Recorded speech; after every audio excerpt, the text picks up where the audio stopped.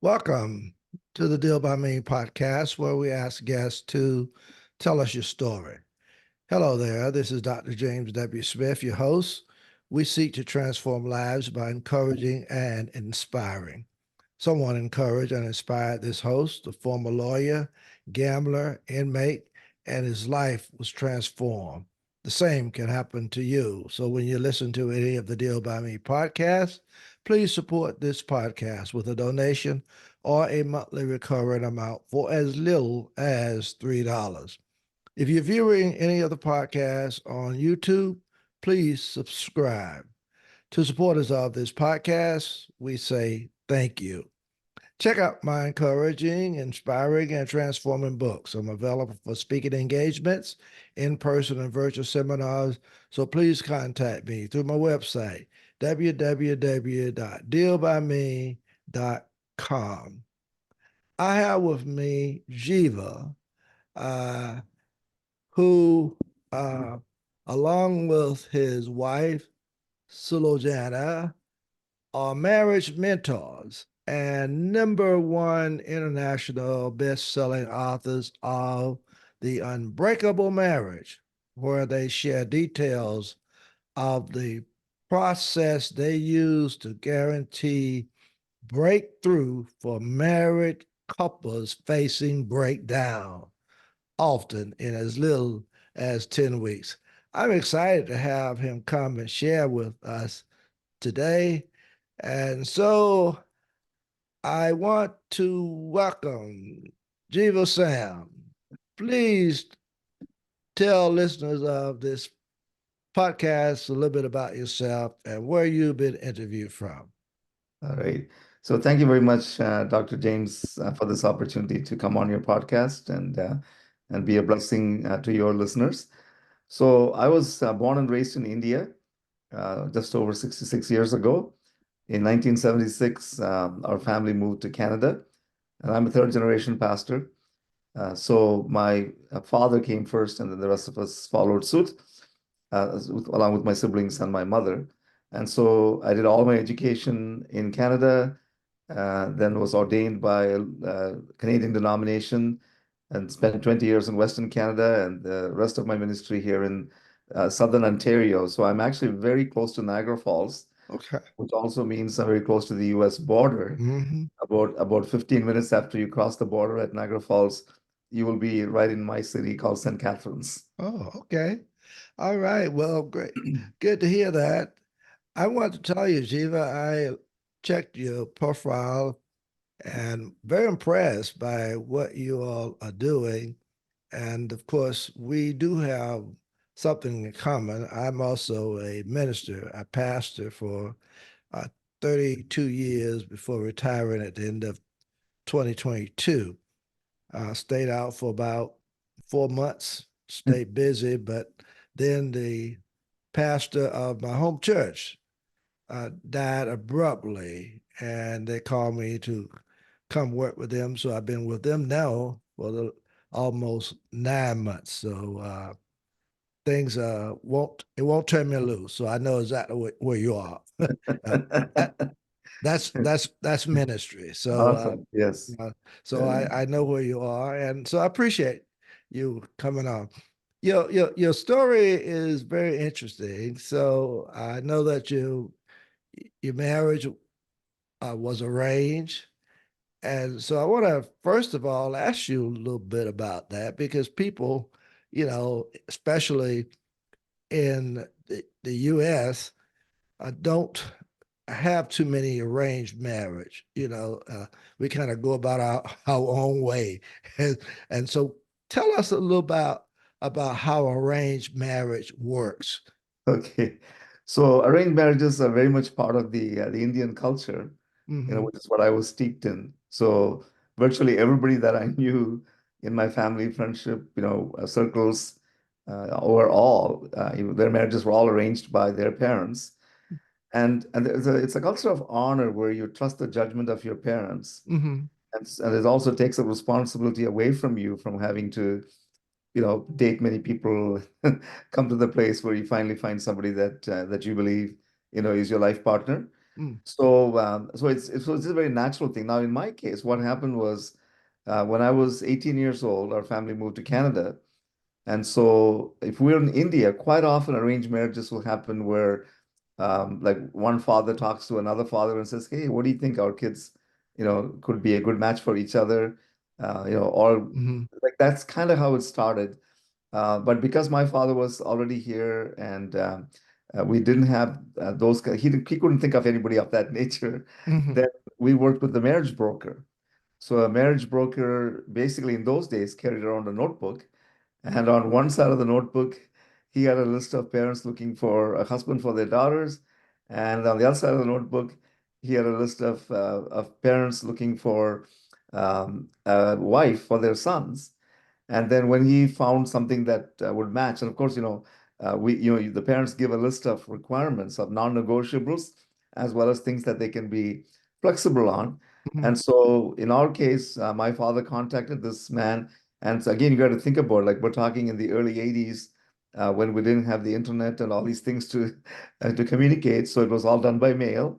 And basically said, hey, we're coming this summer on holidays, and if you can arrange a match for my son, we'd appreciate it. So when we got there after a while, he introduced us to my wife's family. The parents actually initially connected, and then they felt that the children would be a good match. So Sulojana and I had a chance to meet each other, which in some arranged marriages, that kind of meeting actually doesn't happen. mhm. They may just look at each other, but I insisted that we need to have a conversation before we got married because it's the rest of our life after Right. all. And you had gotten a little of Canadian in you, right? Exactly. I was exposed to the Western way of doing things. I Yeah, understand. yeah, I yeah, understand. yeah, It's exciting. I know listeners of this podcast would be very interested in hearing this because some things we don't know that much about and how it works, and to just have you share that is just educational, within itself. Uh, you know, your, your book, and we're going to get in that, and so that I'm going to allow you the time to share that. But I know you talk about, marriage. And so I want to ask you, why do you say that there are no such thing as marriage problems? yeah, I thought that was very, very interesting because, yeah. you know, you a lot of people will say, what? you know, And especially coming from, people who are in the marriage mentoring, e- business to say exactly. that you don't have any marriage problems. And Mhm. of course we have problems. Okay. Well, the insight that we received from God is that if you just focus on finding solutions to problems, you're not addressing the people who actually have the problems. So, in Mm, other words, like the rest of the quote actually goes something like this: You have no marriage problems. You are two individuals with your own problems coupled together in a marriage, and together you will give birth to marriage problems. mm, So, in other words, if you don't personally receive the healing that you need, for the hurts that you have experienced in your life that you brought into the marriage. So it's the baggage you bring into the marriage that will often cause problems in your marriage. Instead, it is very easy to blame your spouse for the problems. If only you hadn't done that. If only you had said this regularly or done this and so on. And that often can turn into a vicious cycle because there's no way out of it. You can play the blame game mm, for till kingdom come.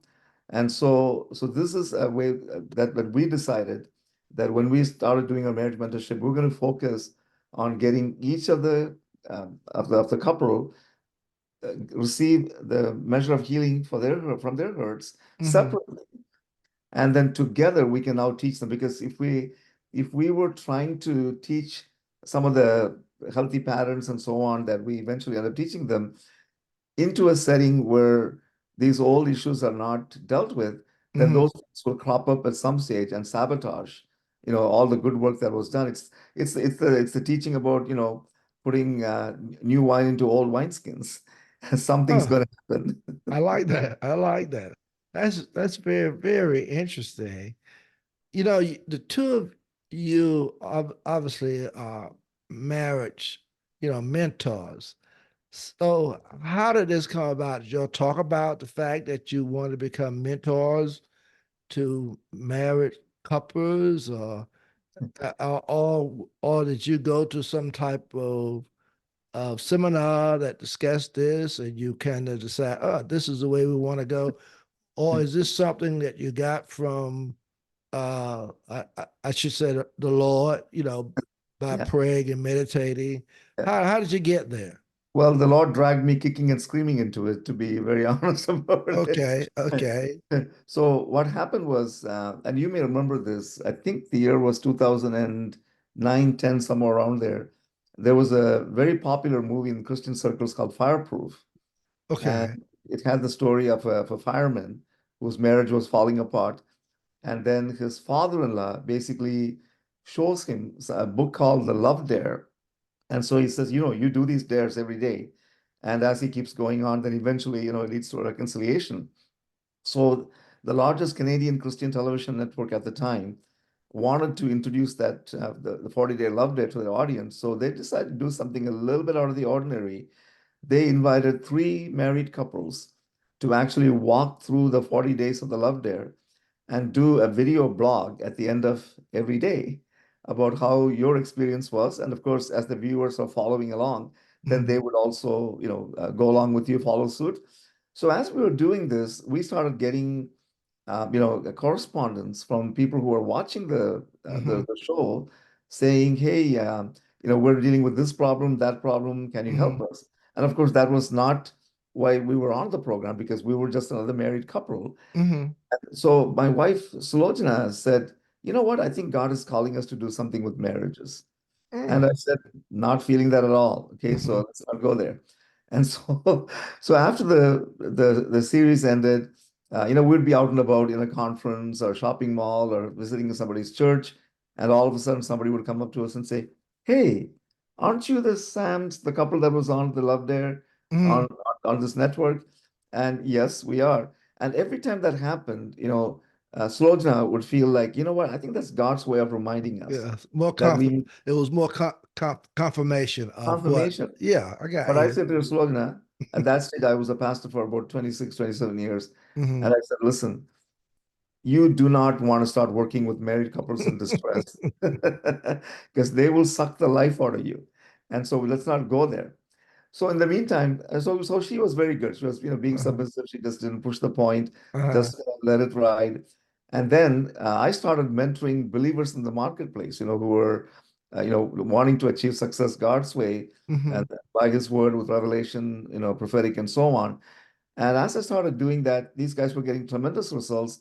But at a certain point, they all seemed to hit the ceiling. Oh And wow. so I'm asking God, God, what's going on? Why are these guys doing everything right and still not able to go from glory to glory and strength to strength, as they ought to? And I heard the Holy Spirit say very clearly, ask them about their marriage. And Ooh. when I started asking every one of them individually about their marriage, everyone admitted that there were issues in their marriage. The unity was not there. There was a Mm. lot of tension. They were fighting, Right. talking, all Right. those kind of things. And it's like, God will command His blessings where there's unity. And Mm. if there's no unity on the home front, then, God's going to get your attention. Right. And so at that point, that got a little bit more drilled into me, but I still didn't act right away Mhm. until a certain stretch came along about 5 to 6 weeks when a number of these guys called me up and said, listen, like this is a 911 call. We need help. We need it right away. And some of them were in very high responsible positions and high profile. They said, we can't go to anybody else because we want somebody who will guarantee privacy, confidentiality, plus, have the ability to help us work through Mhm. this. So at that point, I said, okay, Holy Spirit, you have your way now. I will surrender myself, to this. And so again, we had no idea what to do, Dr. James. We just basically relied on God. And Oh so we're wow. flying from Toronto to Los Angeles, about a 5-hour flight. And all of a sudden, about halfway through the flight, 38,000 feet in the air, I start getting this download. And so I pulled out my iPad and just started jotting everything down, closed the iPad, went to the conference we were attending, and then opened it up and looked at it. And I said to Sulojana, you know what? I think we have the outline for our mentorship. And so that's how we really got started Oh, in this wow. whole journey. That's so exciting. It is so exciting. But I really do understand that. Sometimes they're just pressing issues. Even when I started this podcast, I was getting ready to retire after 32 years of pastoring at the same church. And I didn't want to just not do anything. So I said, well, let me start a podcast. I heard about a podcast that hopefully will be encouraging, inspiring, and transforming. I can kind of continue my ministry along that line. Never knew I would be called to my home church. Now that was the way that was out of the picture. Uh, and I just got on a computer and started looking because it just felt like it was in me to do it. Mm, I'd never done it, didn't know what to do, didn't know how to go about doing it. And with your podcast today, I think I would be at 160, almost 170 podcasts that I've done since wow. this retirement. So I know how that push is there. So I do understand. Let me ask you because I'm really curious about the arranged marriage. That's because that's something that's kind of new to the West. Yeah. So what can we learn? You know, Mm, the West learn from the success of arranged marriages. I yeah. know listeners really want to kind of know that. Yeah. And just so you know what the numbers are like in the West, we're dealing with somewhere around a 50% divorce rate. And Uh-huh. sadly, that rate is not that much lower within the church either. Okay. Whereas in the Indian culture, Indian society, the divorce rate is under 10%. Are you kidding? Yeah, when I was growing up, it was actually 2%. It has since Wow. crept up, mainly because of the Western influence Yeah, that I was about to with say our young that. people. I was As soon about to as they say brought, that. yeah, as soon as the government allowed cable TV Yeah. into the living rooms, I came back on a trip. I saw cable TV there. I Mhm. said to Sulojana, I'm like, I really feel sad for my country because values are going to change, morals are going to change. Yeah, they have no idea, what they just let into the living rooms. So anyway, why is there such a contrast, in the divorce rate? Well, first of all, in the Indian culture, even though there are two individuals getting married, marriage is the coming together of two families. Mhm. And so you honor your parents, you value their judgment, and one of the things that I think often happens, and again, I was a pastor for over 35 years. So in that time, I saw this happen from time to time, where people make choices for their life partners based on factors that at the moment seem to be, very important. Like somebody's, how good looking they are, maybe, what kind of job they have, what kind of car they drive, incomes, all this kind of stuff. But in the long run, you find out that some of those like deciding factors, are not really the ones that make a marriage last. Mm. So whereas like when our parents do the vetting, one of the things that they really look for is the character. They want to make sure that they're giving their child, entrusting their child into the care of somebody who has the character Mhm. that'll sustain them in the long run. Of course, they want their child to be looked after, especially the fathers of daughters. Mhm. Want to make sure that the husband is able to provide adequately and Yeah. so on. Yeah. Yeah. And children, we trust their judgment. I Mhm. think, in the West, one of the things we are a little bit more of a rugged individualistic Mhm. temperament.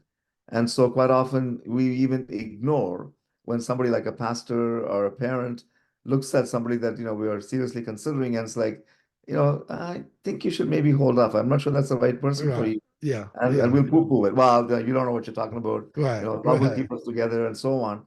So that's one. The second thing, which I believe is responsible for the success, like Sloj and I both grew up in households where we often heard the saying, the word divorce is not in our dictionary.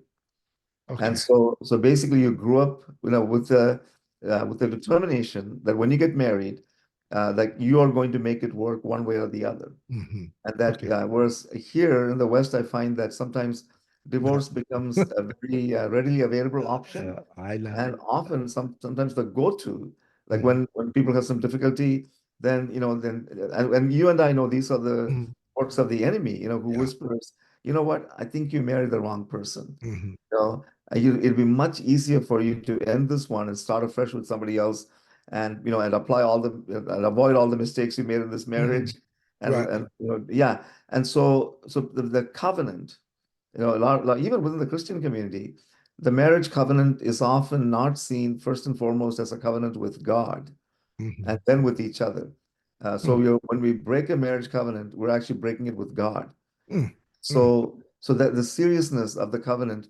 Now, not all Indian culture, other faiths, for example, would phrase it that way, but there's a sanctity that Hmm. is attached to marriage that like that you are going to really, really, be in very dire straits, before you would even consider the option of a marriage breakup and then of course divorce. So that is another important factor. The third factor is that in the Indian culture you have a support system built in.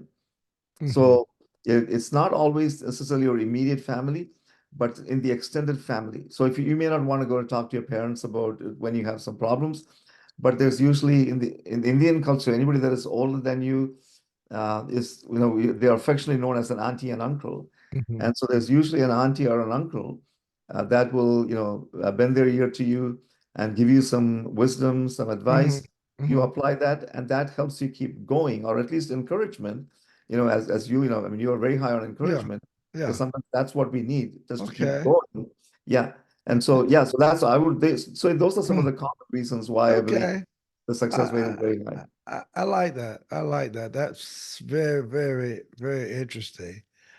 You know, uh, one of the things that I was thinking about as you were talking about, uh,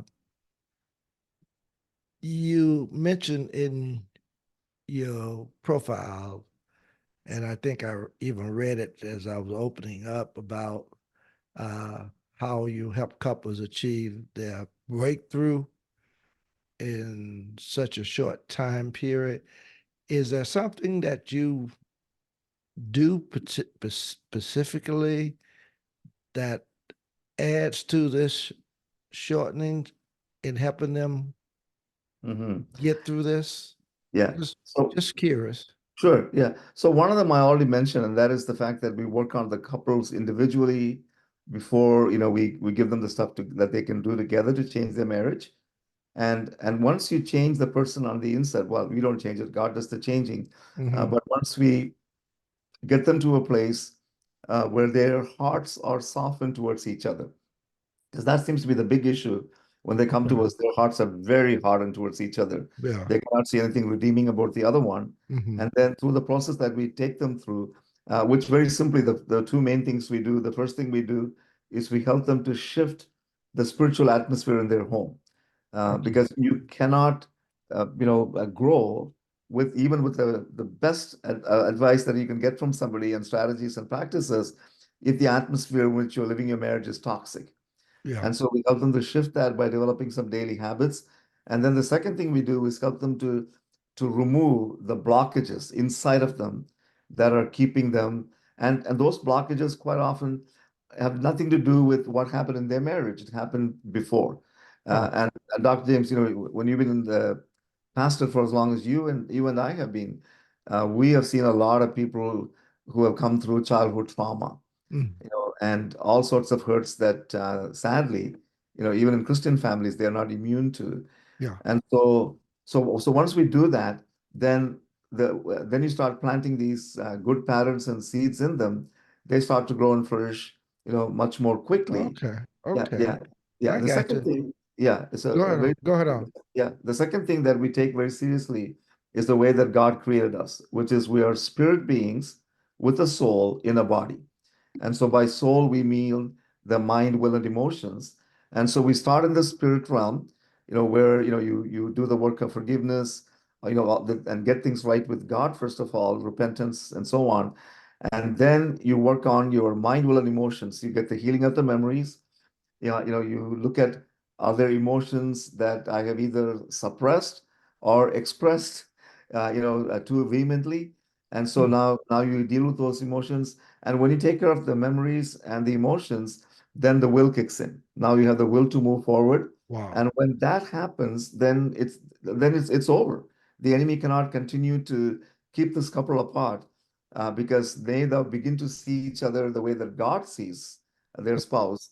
And at Okay. that point, they want to be together. And so that's why the changes actually happen very quickly. Usually about week 5 or 6, we notice Okay. the softening of the heart. Oh, wow. That's very, very interesting. So I that that will kind of take me into my next question because in your explaining that, you kind of talked about your process as to how you help the couples achieve this breakthrough from this breakdown, because that's Yeah. kind of where we were. Yeah. Okay, all right, Yeah. I got you.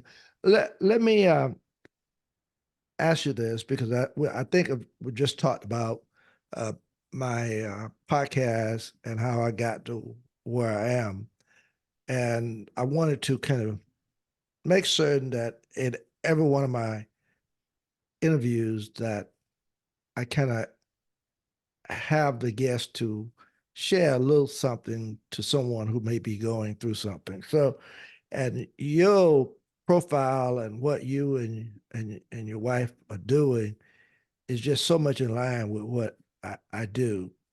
And so, if there are persons who are listening to this podcast who may be going through some difficulties, could be going through some difficulties in their marriage, or could have some other areas that they are struggling with, some circumstances, some situations in their lives. And of course, I know you know a lot about this, being a minister yourself. What would you say to them that will be encouraging, inspiring, and hopefully transforming? Yeah. So the first message we always give people is there's hope for you, Hmm. no matter how hopeless things may look right now. Okay. And coming from someone who's in the Christian faith, if God could raise a man from the dead, Hmm. then He can resurrect anything in your life Wow. Wow. that is either dying or may have been already given up for dead. Hmm. And so there's hope. The second thing you need to realize is that there's help for you. I mean, we're just, one of the vehicles that God uses to provide the help. I mean, if you're a Christian, you want to start with your pastor. There are counselors, therapists, Mm-hmm. people like us, who will give you the help you need. You just have to reach out. You have to kind of swallow your pride. Mm. Mm. This is very difficult often when you're a pastor or you're in leadership yourself to admit to somebody that your marriage is in difficulty. Mhm. But if you can push past that pride Mhm. and humble yourself and say, hey, can you help me? Then the help is always available. And with hope, with help, with the power of the Holy Spirit, with the wisdom and revelation that He has given us in His Word, then you really have no choice but to overcome. You will overcome. And quite often, the missing factor is your determination. That when you have the will, and one of the things we insist in our process is both husband and wife must be willing to commit themselves to do whatever it takes to get their marriage from where it is to where it needs to be. And when that is there, it's as they say, Katie bar the door. It just Mm. it happens. Oh, wow. Can I just concise that for listeners? Because I hear hope, help, and then overcoming. Yes. Powerful. I love it. I love it. I love it. Listeners, got a few more questions I want to ask Brother Sam, Jeeva Sam, because this is an interesting conversation. So hang with us. Don't go in a place. Uh, first of all, Jeeva, could you share with listeners of this podcast how they can get more information on you, your book, or website, or anything of that nature that would be helpful to them? Okay. Gladly. So our book is called The Unbreakable Marriage, and it is available on Amazon, Barnes and Noble, virtually any bookstore. If they don't have it in stock on the shelves, you just ask them to order it for you. They will get it for you Mhm. if you prefer that route. Our website is called thesams.ca. We are the Sams from Canada. So we kept it very, very simple. And when you go there, like if you are in a place where you need help with your marriage or you know somebody, there's actually a link there. You can get on our calendar immediately, and then we will book an appointment with you, a consultation with you, listen to your story, give you some the free advice, really. Mhm. And also, if you choose to follow our recommendations and through us, then we also let you know what kind of commitment we will make to you and what we expect, to make to your marriage to make Mhm. that happen. Mm. But that is pretty well the catch-all site Okay. where you can find all the information you need. All right. Well said. Well said. Thank you, and I hope listeners will take that to heart. What advice? Next two questions, and I will be we'll kind of close this out. But I'm enjoying it so much, Jeeva. We can stay here for a while. Mhm. Uh, what advice do you have for couples who are not yet married about choosing their future spouse? So the first thing you have to remember is something I hinted on earlier, and that is ultimately it's character that matters the most. We Okay. often say character over charisma, and quite often, the charisma tends to win over. The charisma will attract you to someone, but character will keep you there. Hmm. And so that's what we need to remember. Yeah. The second Hmm. thing is communicate, communicate, communicate before you ever get married. Hmm. Like we are shocked how many couples get married and then they discover things about their spouse that they didn't know. Oh, you're carrying how much in debt? Hmm. Hmm. And Okay. oh, you actually have a record, so you can't get a job. Hmm. Like these kind of things, or something about the family. Hmm. And so sometimes people are afraid to share secrets, with their Right. potential spouse because, well, what if I share that, then they don't like me and I like you, I don't want to lose you. Hmm. Well, you know what? It's better to come clean about everything before you get married, rather than have it show up later on or have it shouted from the rooftops by somebody else. Right. So eventually, everything will come out in the open anyway. Hmm. And so the honesty and transparency, like one of the things we have in our book is actually some communication exercises, which are simply asking each other questions and just listening to them. Like Okay. I was just saying the other day that if we stopped a few married couples and said, "Hey, do you know what's on your spouse's bucket list?" I honestly don't know how many couples will be able to answer that question, like just like that, because they know they've had that conversation. And so these are the conversations that you need to have before, you get married. And Okay. and the last thing I would say is submit the choice of your choice of spouse or potential spouse to the scrutiny of those you respect, those Hmm. you honor, those who are in Oh, authority over you, like like your that. pastor's parents. Get their blessing because Okay. that's a great way. And they can spot things sometimes that you will be totally blind to because you're too close to that person. And when you get their wisdom, then you are setting yourself up for a long lasting, successful, flourishing marriage. Wow. Well said. You have shared information about what's in your book about how couples can learn to communicate. So that's very helpful. And I'm certain that listeners of this podcast is going to really enjoy this interview and hopefully, if they're going through some difficulties, they will, know who to contact and how to contact you. And again, I want to just thank you, Jeeva, for just sharing honestly with listeners of this podcast. And I know they will be very grateful for you. And again, thank you so much for sharing with us today. You're welcome, and thank you very much for the invitation, Dr. James. God Yeah, bless. yeah. And there you have it.